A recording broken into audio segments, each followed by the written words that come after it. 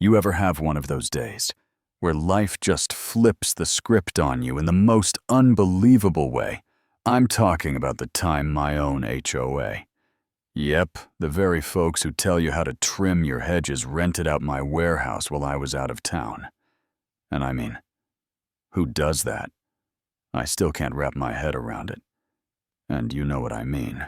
I've always been that guy who locks every door twice, numbers every storage shelf, and maintains an inventory so detailed it could rival a bank vault's system, all to protect my warehouse. This old carriage barn I converted into a storage unit for stage lighting gear for touring bands.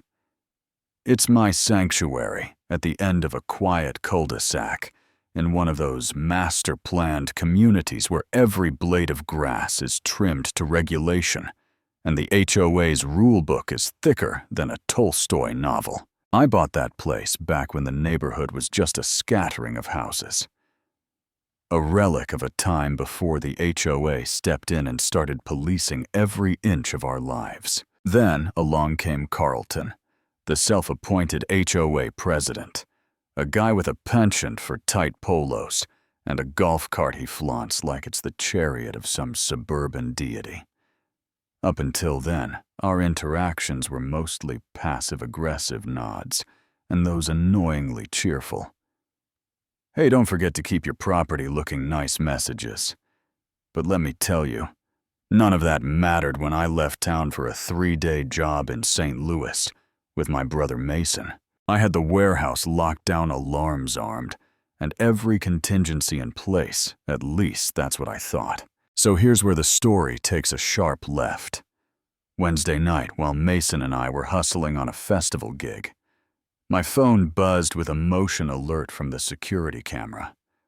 I figured it was just a stray cat or a squirrel doing its thing, nothing out of the ordinary.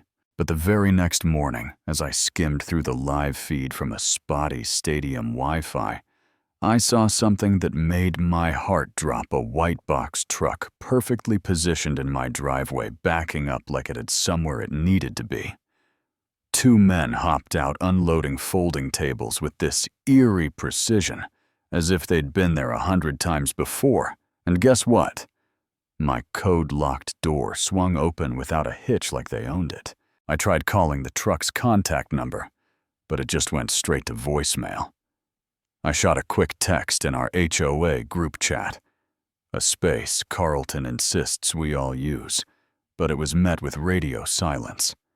Mason, seeing the tension creep into my voice, huddled close and said, "You know what this means, don't you?" And damn did it. There in the camera, I saw men unloading tables, right where my prized dimmer racks usually sat. They even unlocked the side office like they were on a first-name basis with my security system. My gut screamed, "Drop everything and go home." But I was stuck in a situation that threatened both our festival schedule and our paycheck, so we stayed put, simmering with disbelief and anger. By midnight, the warehouse was transformed into a makeshift marketplace. Lights blazed inside. People wandered around like they were at a holiday bazaar, and I even saw a guy casually setting a slice of pepperoni pizza on a road case that had won awards. Yes, awards.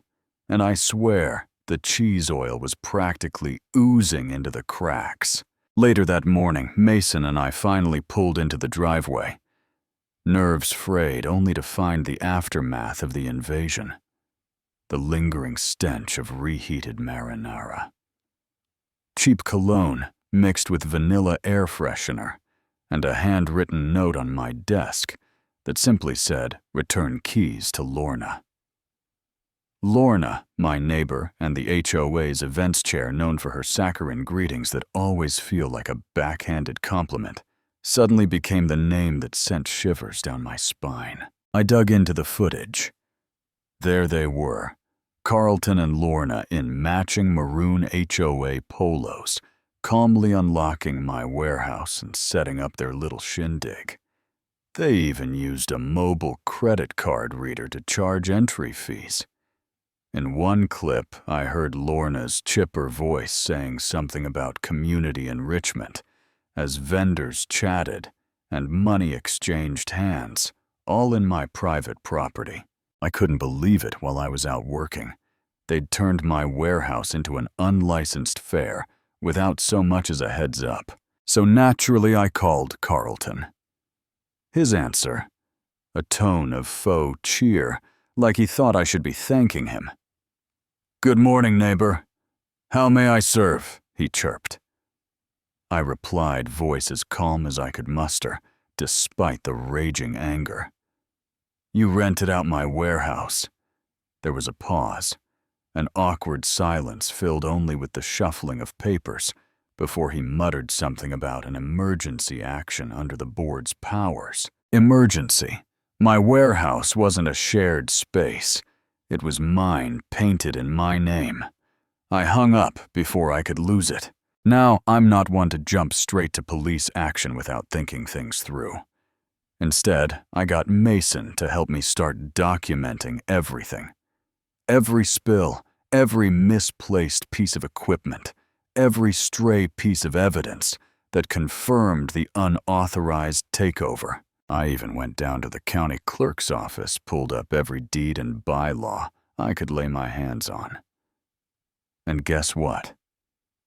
Their so-called emergency powers applied only to common areas like sidewalks or the swimming pool, not a private building I owned.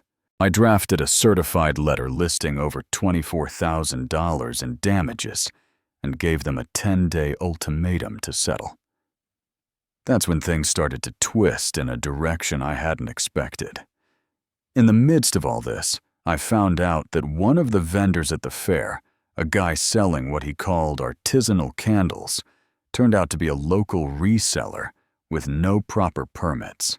I tracked his license plate from the footage, and through a bit of digging, realized there were more shady characters mixed in, including one who had a suspicious liquor-tasting booth operating without any license. So not only had my warehouse been hijacked, but it was also used as a front for potential fraud and code violations. I roped in Hank, a retired health inspector from 2 streets over, who still misses the adrenaline of his badge days. I brought him a homemade pecan pie, because why not? And he agreed to help me assemble a case. Meanwhile, I started piecing together every bit of digital evidence from the security footage to credit card logs. The trail was all there, and it was screaming betrayal. Then came the HOA meeting, a showdown. I couldn't have scripted any better. Mason suited up. Hank lugged his briefcase like he was about to testify, and I even had a portable projector in tow. As soon as Carlton started droning on about community progress, I stepped in and handed him a thumb drive. "Play this," I said. Mason queued up the footage, and suddenly the room was filled with the undeniable evidence of Carlton punching in my warehouse code and Lorna collecting entrance fees. Gasps filled the room. Residents who until then had been suspiciously quiet erupted in shock. One woman blurted out, "You charged me just to browse candles." It was complete chaos. I moved to suspend Carlton and Lorna from their positions. The vote was overwhelming, and just like that, the reign was over. But it didn't end there, not even close. In a twist that added another layer of incredulity, I later discovered that Carlton had even tried to pull a fast one by reporting me for supposed code violations in retaliation. I wasn't about to let that slide. A few days after, while walking past the warehouse, I noticed a dumpster truck hauling away HOA documents from Carlton's property. The kind of documents that clearly showed financial mismanagement, including funds that were mysteriously funneled to a shell company under the guise of a community improvement project. I filmed the scene, and later an accountant friend of mine, Annie confirmed my worst suspicions there was fraud involved big time. She found discrepancies that pointed to nearly boards of misappropriated funds. In the aftermath, Carlton's lawyer offered a settlement, $1,000 and a generic apology. I wasn't having it. I countered demanding $18,000 resignations from both Carlton and Lorna, and public apologies to every neighbor, plus an extra $600 for future cleaning if my gear ever got soured again by marinara. Eventually, the settlement came through on my terms, and checks landed in my mailbox along with stiff lawyer-approved letters. I even hosted an open house at the warehouse shortly after this time, fully authorized with permits, where families toured the space and no one dared mess with my equipment. It became a symbol of reclaiming not just my property, but my peace of mind. And get this, soon after Carlton packed up his golf cart and left town, while the HOA installed fresh leadership that promised transparency and respect for private property. The whole experience was wild, an unbelievable mix of betrayal, community overreach, and personal vindication. I learned that sometimes enforcing your boundaries means taking on institutions you once thought were above reproach, and that standing up for what's yours can turn even the most mundane warehouse into a battleground for justice. But hey, isn't that just life, messy, unpredictable, and occasionally downright cinematic? Now, I'm sitting here on the porch, enjoying the fact that my warehouse is once again mine. A modern Fort Knox with a new code known only to Mason, me, and my insurance adjuster. I keep thinking about how one event can spark a chain reaction that redefines your whole community. And it makes me wonder, what would you do if someone commandeered your life's work for a community fair? Would you fight back or let it slide? Drop your thoughts and opinions in the comments below. I'm really curious to hear your take on this wild mix of right-wrong and that twist of gray in between. Share your perspective and let's get the conversation rolling.